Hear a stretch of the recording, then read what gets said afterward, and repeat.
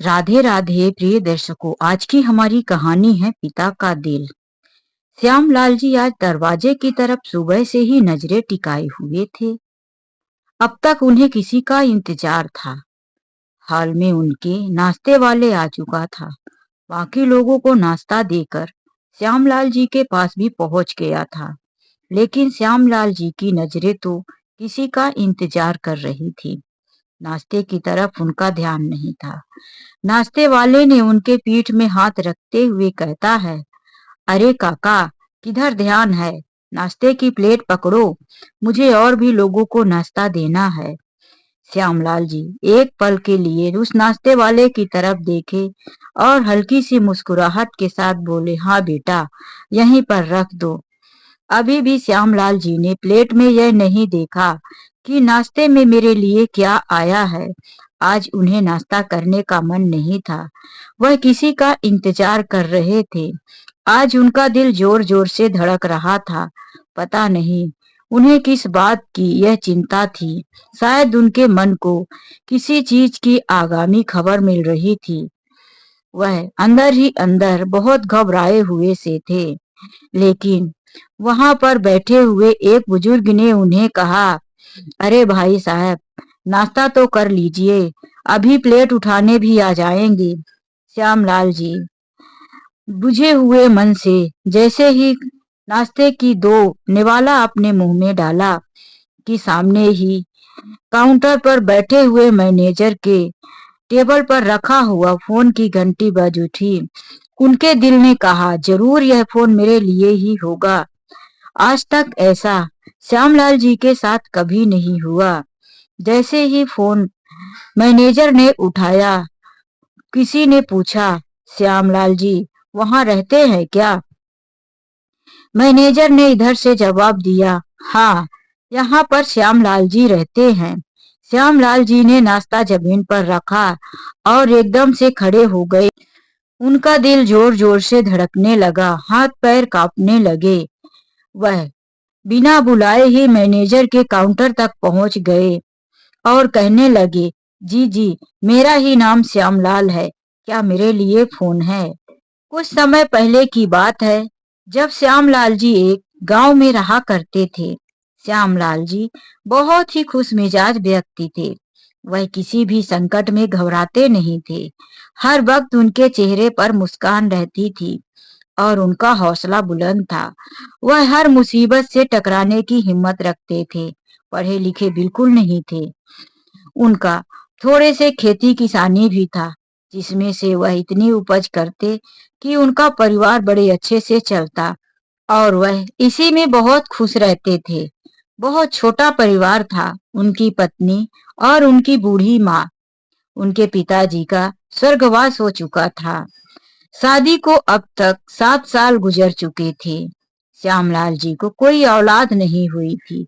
अब तो लोग भी कहने लगे थे, श्यामलाल जी शहर जाकर अपनी पत्नी को दिखाकर आओ, नहीं तो ऐसे ही 7 साल गुजर गया, अब आगे बचा ही कितना है। श्यामलाल जी मुस्कुराकर कहते, क्या फायदा, जब ऊपर वाला चाहेगा तो ना किसी डॉक्टर की और ना किसी की जरूरत पड़ेगी। श्यामलाल जी की माँ काफी बूढ़ी हो चुकी थी, 85 साल की हो गई थी। वह कहती, बेटा, मेरे जीते जी मुझे पोता पोती का मुंह देखने को नहीं मिलेगा क्या? तुम दूसरी शादी कर लो। श्यामलाल जी ने कहा, माँ, तुम चाहे मुझे जो गालियां दे लो, मुझे जो कहो, लेकिन मुझे दूसरी शादी करने को मत कहो। मेरी पत्नी सावित्री तुम्हारा कितना ध्यान रखती है, आखिर उसकी इसमें क्या गलती है? भगवान ने जब औलाद नहीं दिया तो मैं उसे क्यों ठुकराऊं? अपनी माँ को समझा देते और कुछ दिन के लिए फिर से माँ शांत हो जाती। लेकिन जब भी गांव वालों की बातें सुनती तो फिर से माँ वही रट लगा लेती थी। अब तो श्यामलाल जी अपनी माँ की बातें सुनना भी बंद कर दिए थे। 8वें साल श्यामलाल जी के प्रेम ने भगवान के दिल को भी हिलाकर रख दिया और उन्हें एक पुत्र की प्राप्ति हुई, जिसका नाम उन्होंने सूरज रखा। घर में अब सब कुछ हो गया था। बड़ी अच्छी खुशियां छा गई थी। सूरज को वह सब लाड़ प्यार मिलने लगा जो 7 वर्षों से इंतजार करने पर 8वें वर्ष बेटा हुआ था। अब बूढ़ी माँ भी बहुत खुश थी। दादी अपने पोते पर दिल खोल कर प्यार लुटाती थी। सब कुछ बहुत अच्छे सही तरीके से चल रहा था और वहीं सूरज धीरे धीरे माता पिता और दादी के लाड़ प्यार में बढ़ता गया। अब सूरज को स्कूल जाने का भी समय आ चुका था। जब 5 वर्ष में उसका स्कूल में दाखिला हुआ, काफी चंचल और दिमाग वाला बच्चा था। यूं ही उसका नाम सूरज नहीं था, पूरे क्लास का वह सबसे होनहार बच्चा था। उसकी दिमाग को देखकर तो स्कूल के मास्टर भी कहते, श्यामलाल भाई बच्चा बहुत होशियार है, हर साल अव्वल नंबर में आता है। बच्चे को अब ऐसा करो, शहर में पढ़ाओ, इसे यहाँ गांव में पढ़ाने जैसा नहीं है। श्यामलाल जी ने जब मास्टर की बात सुनी, उन्हें भी लगा कि वास्तव में मेरा सूरज आसमान में चमकते हुए सूरज से कम नहीं है। मैं अपने बेटे सूरज को शहर में पढ़ाऊंगा। अब तक श्यामलाल जी की माता भी दुनिया में नहीं रही। पहले ही उनकी उम्र काफी हो चुकी थी। श्यामलाल जी ने एक दिन पत्नी से कहा, सावित्री, मास्टर का कहना है कि मेरा सूरज बहुत होशियार है, इसे शहर में पढ़ाएंगे तो काफी तरक्की करेगा। तुम क्या कहती हो? सावित्री जी ने कहा, यहाँ हमारी खेती किसानी है, इसी से हमारा घर चलता है। सूरज की पढ़ाई का खर्च चलता है। फिर हम शहर चले जाएंगे तो शहर में आप कौन सी नौकरी करोगे? कैसे सूरज की पढ़ाई के लिए पैसे आएंगे? श्यामलाल जी ने कहा, मैं थोड़ी सी जमीन बेच देता हूँ और शहर में एक छोटा सा मकान ले लेता हूँ, जिसे शहर में फ्लैट कहते हैं, और तुम और सूरज शहर में रहना, सूरज को पढ़ाना।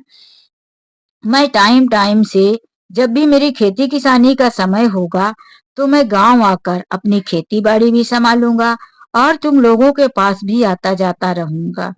सावित्री जी ने मना भी किया, नहीं जी, हम आपके बिना नहीं रह सकते।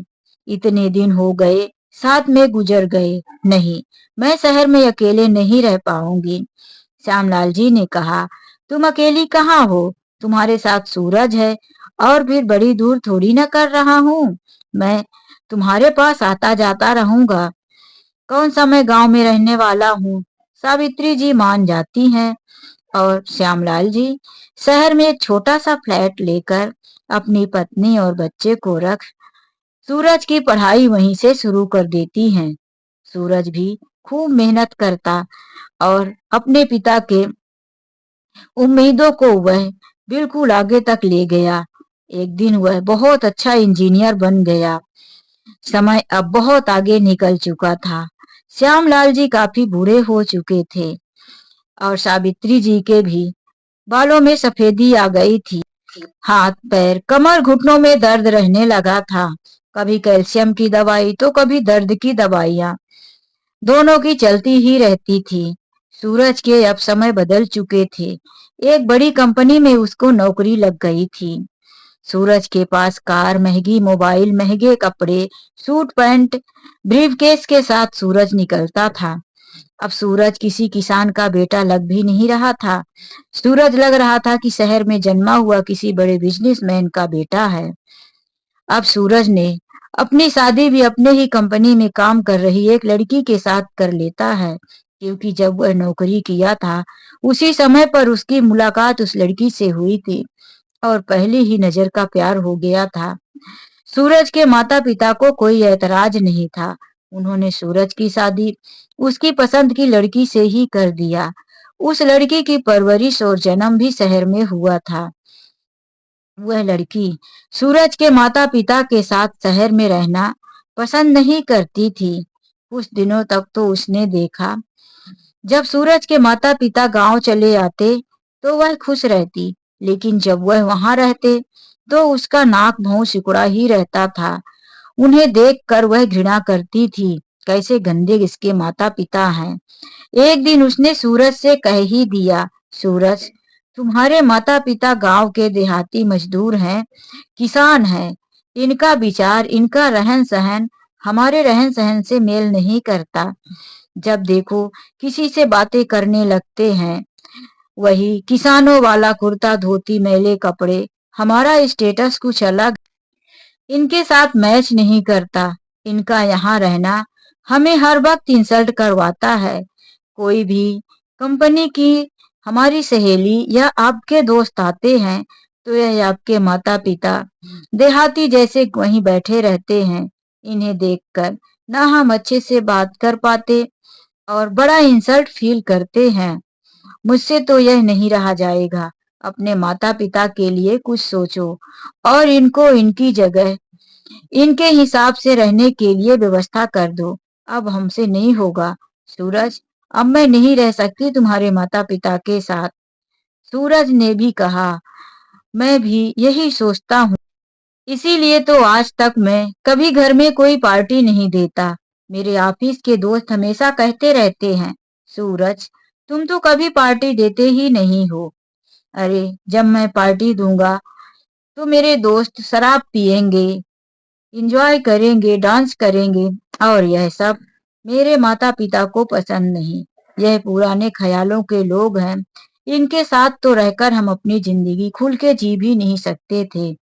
सूरज और सूरज की पत्नी अब हमेशा पार्टी एंजॉय घर पर तो नहीं कर पाते लेकिन बाहर जाकर करते थे।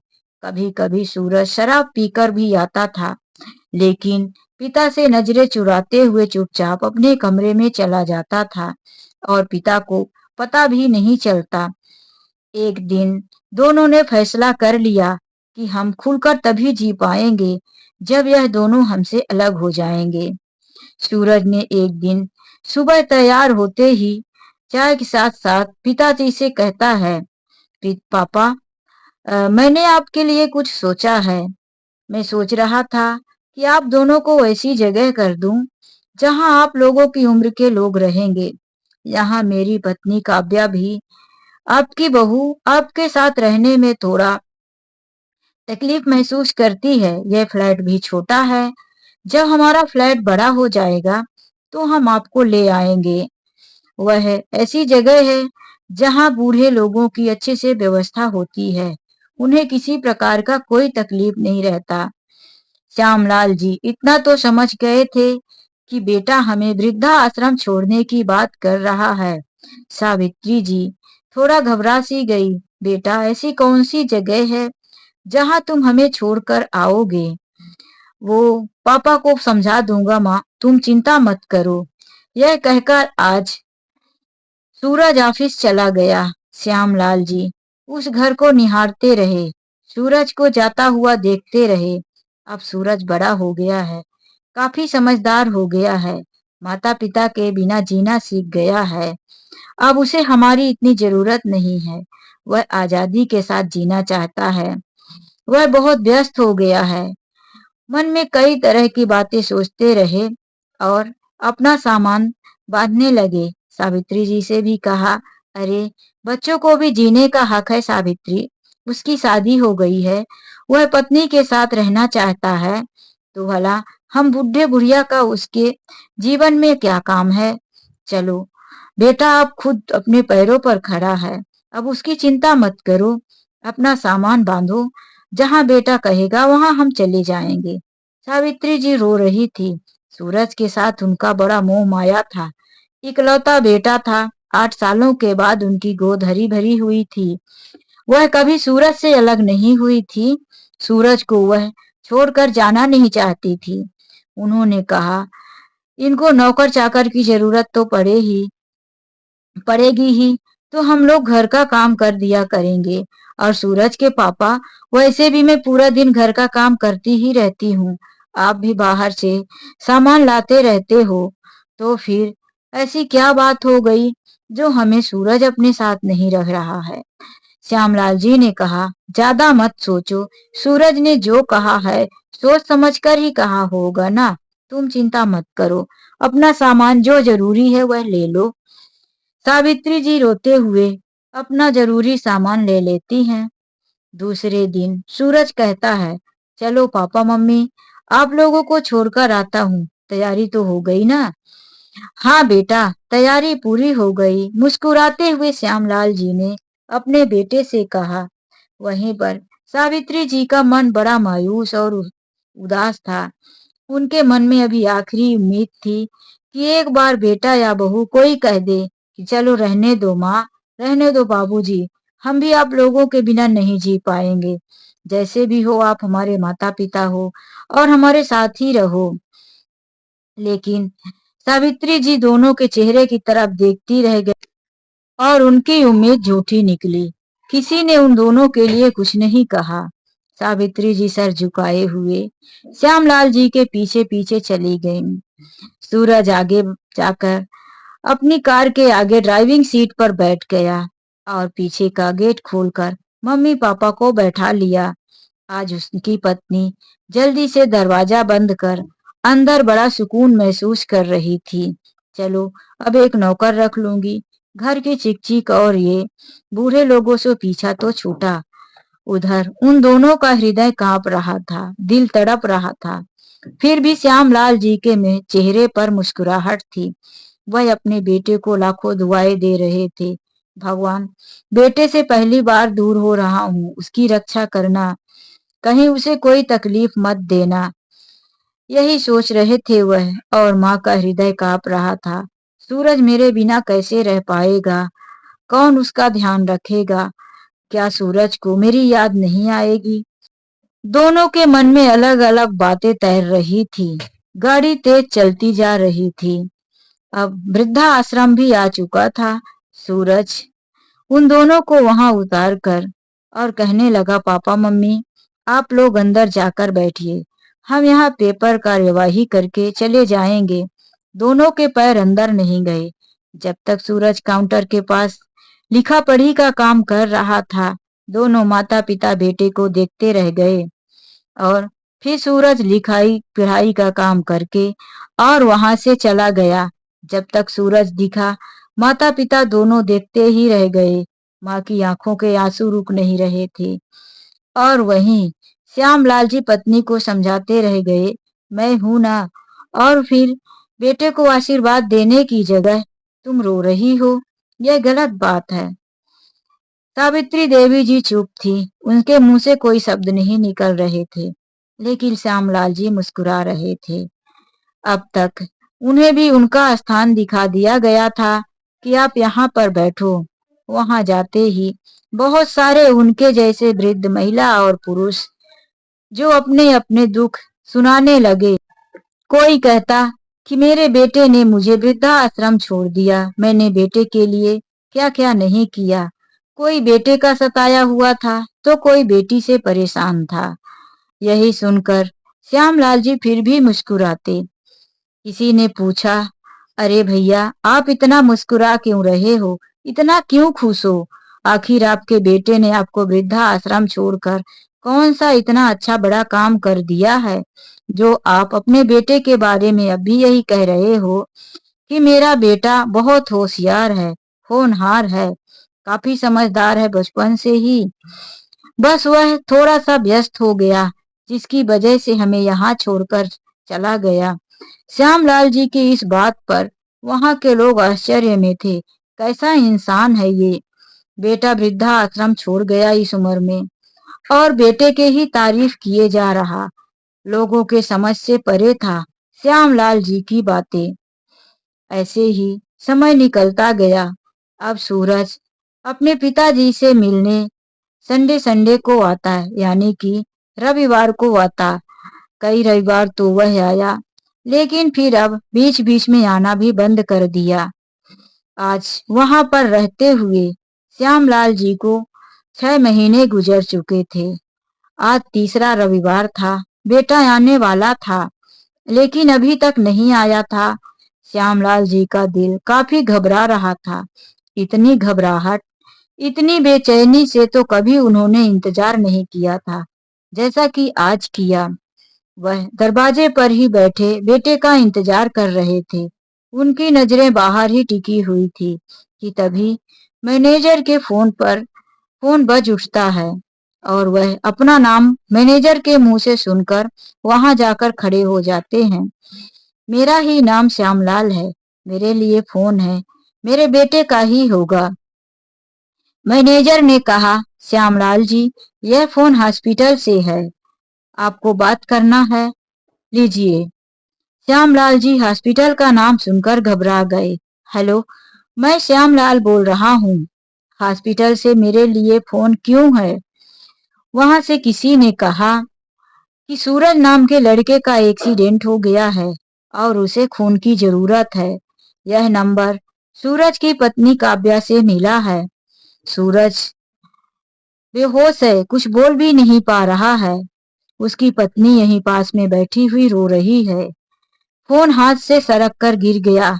एक्सीडेंट का नाम सुनते ही वह थर थर कांपने लगे। फोन वह वहीं टेबल पर फेंक वहां से नंगे पैर बिना छड़ी दौड़ पड़े। अब तक उनकी पत्नी भी पीछे पीछे चल पड़ी थी। बताओगे क्या हुआ? बताओ ना, क्यों भागे जा रहे थे? किसका फोन है? लेकिन वह कुछ बताने की हालात में नहीं थे। पत्नी को बोले, जल्दी से चलो। वह हॉस्पिटल पहुंच गए जहां पर उनका बेटा एडमिट था। उनका बेटा अभी बेहोश था। वह वहां के डॉक्टर से कहने लगे, डॉक्टर साहब, सूरज मेरा बेटा है और मैं अभी जिंदा हूँ। आप मेरे शरीर का एक एक कतरा खून निकाल लो, पर मेरे बेटे को ठीक कर दो। अब माँ भी जब यह सुनी कि बेटे का एक्सीडेंट हुआ है, हॉस्पिटल के सारे माहौल को जानकर तड़प तड़प कर रोने लगी। डॉक्टर ने जल्दी से श्यामलाल जी का ब्लड निकाला और सूरज को चढ़ाया। सूरज का थोड़ा छोटा ऑपरेशन भी हुआ, क्योंकि उसको कई जगह से बड़े बड़े घाव हो गए थे। सूरज जब ऑपरेशन वार्ड से बाहर आया, उसे होश आया। आंखें खुलते ही वह देखा कि उसके माता पिता पास में बैठे हुए हैं और एक साइड में उसकी पत्नी सर झुकाए हुए बैठी थी। डॉक्टर ने होश आते हुए भी कहा, बड़े नसीब वाले हो जो इस उम्र में भी तुम्हारे पिताजी ने तुम्हें खून देकर बचा लिया, वरना तुम्हारा तो अब इस दुनिया से टिकट कट चुका था। जरा ध्यान से गाड़ी चलाया करो। सूरज पीकर कार चला रहा था, जिसकी वजह से उसका एक्सीडेंट हुआ था। सूरज की माँ अब तक रोए जा रही थी। श्यामलाल जी ने सूरज का हाथ पकड़ते हुए उसे सहलाते हुए कहने लगे, बेटा, भगवान का लाख लाख शुक्र है कि तू बच गया, आंखें खोल दिया, वरना मैं खुद को कभी नहीं माफ कर पाता। अब सूरज की दवा हुई और डॉक्टर ने उसे छुट्टी दिया। सभी लोग साथ में गए। सूरज की खूब देखभाल हुई। अब सूरज ठीक हो चुका था। श्यामलाल जी ने कहा, बेटा, अब अपना ध्यान रखना। और उन्होंने अपनी बहू से हाथ जोड़कर कहा, बहू, मैं अपना बेटा तुम्हें सौंप रही हूँ, क्योंकि यह मेरी बड़ी मन्नतों के बाद मेरी गोद में आया। इसने मेरी पत्नी का बांझपन दूर किया, वरना भगवान तो मुझे औलाद देना ही भूल गए थे। मैंने अपने बेटे को बड़ी मुश्किलों से पाल पोस कर बड़ा किया है, उसकी सारी उम्मीदों को पूरा किया, कभी उसे किसी चीज की कमी नहीं होने दी। तुम इसका अच्छे से ध्यान रखना। अब हम दोनों अपनी जगह पर जा रहे हैं। सूरज सामने आ गया और रोते हुए कहने लगा, पापा, आपने मुझे दोबारा फिर से नया जन्म दिया है। मेरी भूल को मत दोहराइए। आप दोनों अब कहीं नहीं जाएंगे। अब आप हमारे साथ ही रहेंगे। सूरज की पत्नी भी आंखों में आंसू लेकर दोनों हाथ जोड़कर कहने लगी, माँ, पिताजी, अब आप दोनों कहीं नहीं जाएंगे। मेरी नादानी को बेटी समझकर माफ कर दीजिए। यह सब कुछ मेरी वजह से हुआ। आज जो भी है उसके जिम्मेदार मैं हूँ, आप नहीं। आप लोग यहीं रहेंगे। बेटे बहू का इतना प्यार और अपनापन देखकर उनके कहने पर सावित्री जी का दिल तड़प उठा। उन्होंने कहा, जब बेटा और बहू इतना कह रहे हैं तो हम क्यों जाएं जी, वहां यहीं रह जाते हैं ना। श्यामलाल जी ने कहा, मैं दूर रहकर भी दूर नहीं था।